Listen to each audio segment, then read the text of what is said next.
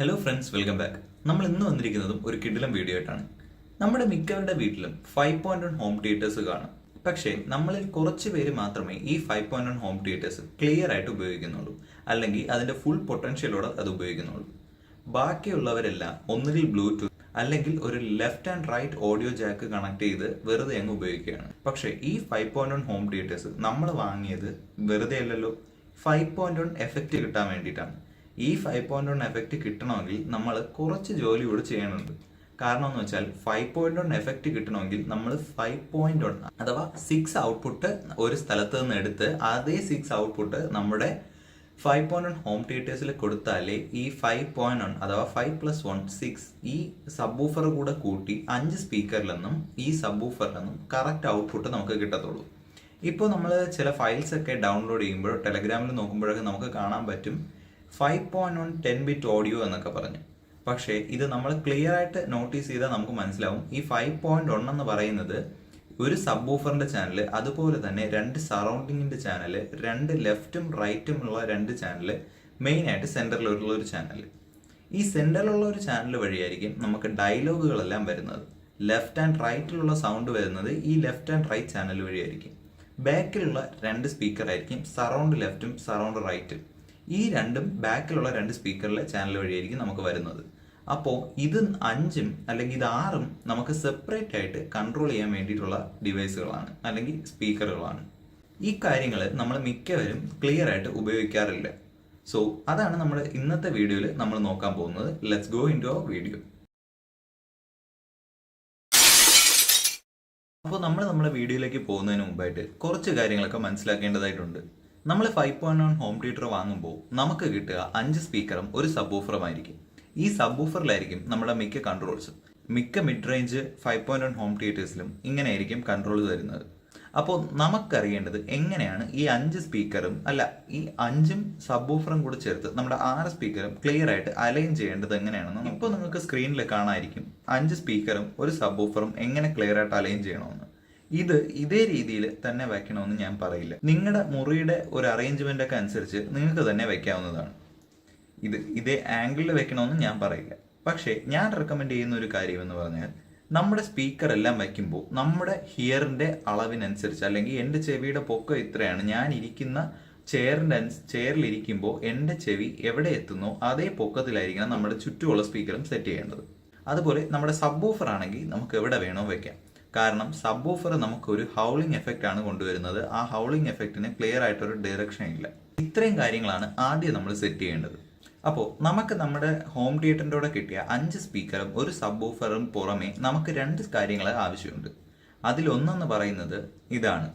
ഇതെന്താണെന്ന് ചോദിച്ചാൽ, ഒരു 3.5 mm ജാക്കിനെ 2 ഓഡിയോ ജാക്ക് ഔട്ട്പുട്ടായിട്ട് നമുക്ക് കിട്ടുന്ന ഒരു ഡിവൈസാണ്. ഇത് നമുക്ക് 25 രൂപയ്ക്കൊക്കെ ലോക്കൽ ഷോപ്പിൽ നിന്ന് കിട്ടുമെങ്കിലും നമ്മൾ ആമസോൺ, ഫ്ലിപ്കാർട്ടിലൊക്കെ നോക്കിയപ്പോൾ അത്യാവശ്യം കുറച്ച് റേറ്റ് കൂടുതലായിരുന്നു. അതുകൊണ്ട് തന്നെ ലോക്കൽ ഷോപ്പിൽ നിന്ന് വാങ്ങുന്നതായിരിക്കും നല്ലതെന്ന് ഞാൻ റെക്കമെൻഡ് ചെയ്യുന്നു.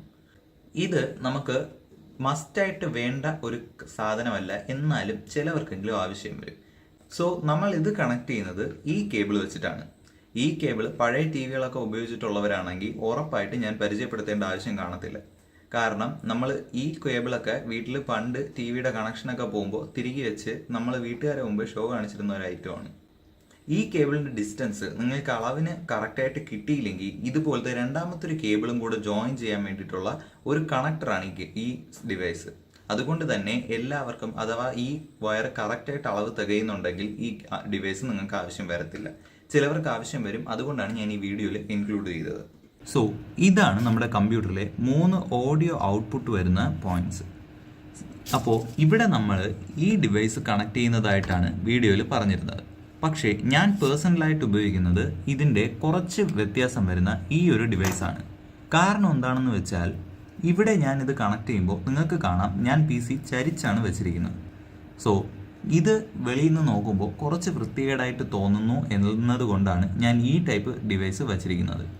ഈ ഡിവൈസിൻ്റെ ഒരു ബെനിഫിറ്റ് എന്താണെന്ന് വെച്ചാൽ, ഇവിടെ നമുക്ക് ഈ ഡിവൈസ് ഡയറക്റ്റ് ആയിട്ട് കമ്പ്യൂട്ടറിൽ കണക്ട് ചെയ്യേണ്ട കാര്യം വരുന്നില്ല.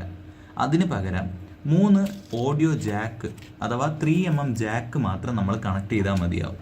ഇത് നമുക്ക് ഇഷ്ടമുള്ള രീതിയിൽ ആദ്യം കണക്ട് ചെയ്യാം. അടുത്ത് അതിൻ്റെ എൻ്റെ അടുത്ത് ഈ ഡിവൈസിൽ കണക്ട് ചെയ്തതിന് ശേഷം നിങ്ങൾക്ക് കാണാം നമുക്ക് ക്ലിയർ ആയിട്ട് ഓഡിയോ ജാക്ക് കൊടുക്കേണ്ട ഓപ്ഷൻസ് വന്നിട്ടുണ്ട്. സോ നമ്മളിങ്ങനെ ജസ്റ്റ് ആയിട്ട് കൊടുത്തു കഴിഞ്ഞാൽ മതി, നമ്മുടെ വയറിംഗ് ഇത്രയേ ഉള്ളൂ, കംപ്ലീറ്റ് ആയി. ഇതുപോലെ 3 ഓഡിയോ ജാക്കിലും നമ്മൾ ചെയ്തെടുക്കേണ്ട ആവശ്യമുണ്ട്. 6 ഔട്ട്പുട്ട് ആയിരിക്കും കിട്ടുക.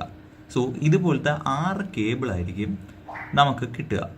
ഈ 6 കേബിളും എടുത്തതിന് ശേഷം ഓരോ കേബിളിൻ്റെയും പെയർ, അഥവാ ഇപ്പോൾ നമ്മൾ ഈ ഒരു കേബിളിൽ നിന്ന് എടുക്കുമ്പോൾ നമുക്ക് ഈ ഡിവൈസിൽ നിന്നും 2 ഔട്ട്പുട്ടായിരിക്കും കിട്ടുക.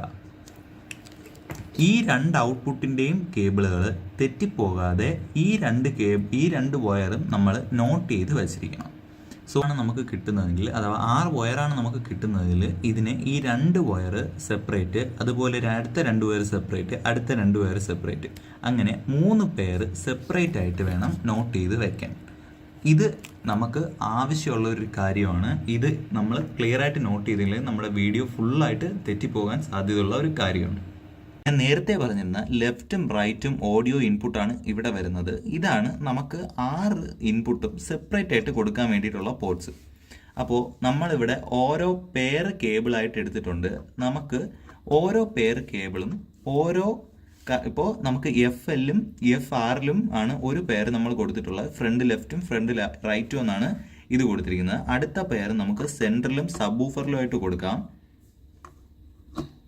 അടുത്ത പെയർ നമ്മൾ സറൗണ്ടിങ് ലെഫ്റ്റിലും സറൗണ്ടിങ് റൈറ്റിലുമായിട്ട് കൊടുക്കുകയാണ്.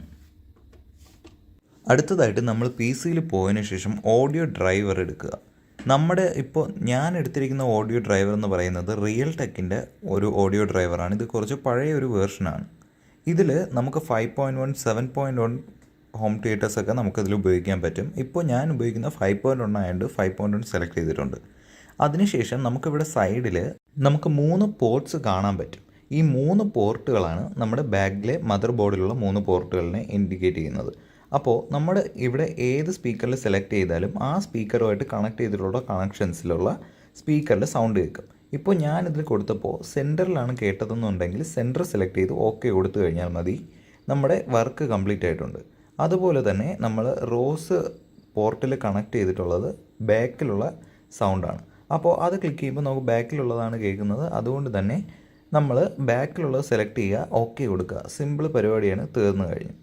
സോ ഇതുപോലെ നമ്മൾ എല്ലാ സ്പീക്കറും കണക്ട് ചെയ്തതിന് ശേഷം നമുക്കിവിടെ എൻവിറോൺമെൻറ്റ്, അഥവാ നമുക്ക് ഏത് സ്ഥലത്ത് നിന്നാണ് നമ്മൾ കേൾക്കുന്നതെന്ന് സെറ്റ് ചെയ്യാം. അതുപോലെ തന്നെ അതിൻ്റെ ഇക്വലൈസർ സെറ്റ് ചെയ്യാം. അതുപോലെ ഓരോ സ്പീക്കറിനും ഓരോ വോളിയം സെറ്റ് ചെയ്യാം.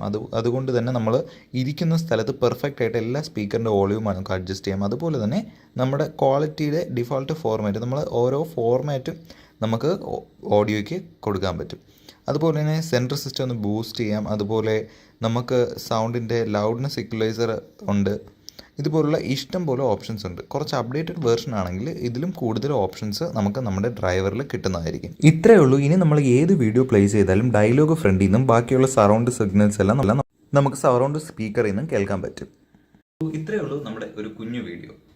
ഇതിൽ നമുക്ക് ഓരോ സിംഗിൾ സ്പീക്കറും സെപ്പറേറ്റ് ആയിട്ട് കൺട്രോൾ ചെയ്യാൻ പറ്റുന്നുണ്ട്, ഇൻക്ലൂഡിങ് സബ് ഓഫർ മാത്രമായിട്ട് വരെ നമുക്ക് സെപ്പറേറ്റ് ആയിട്ട് കൺട്രോൾ ചെയ്യാം. അതുപോലെ തന്നെ നമുക്ക് വോളിയം അഡ്ജസ്റ്റ് ചെയ്യാനും പറ്റുന്നുണ്ട് സെപ്പറേറ്റ് ആയിട്ട്.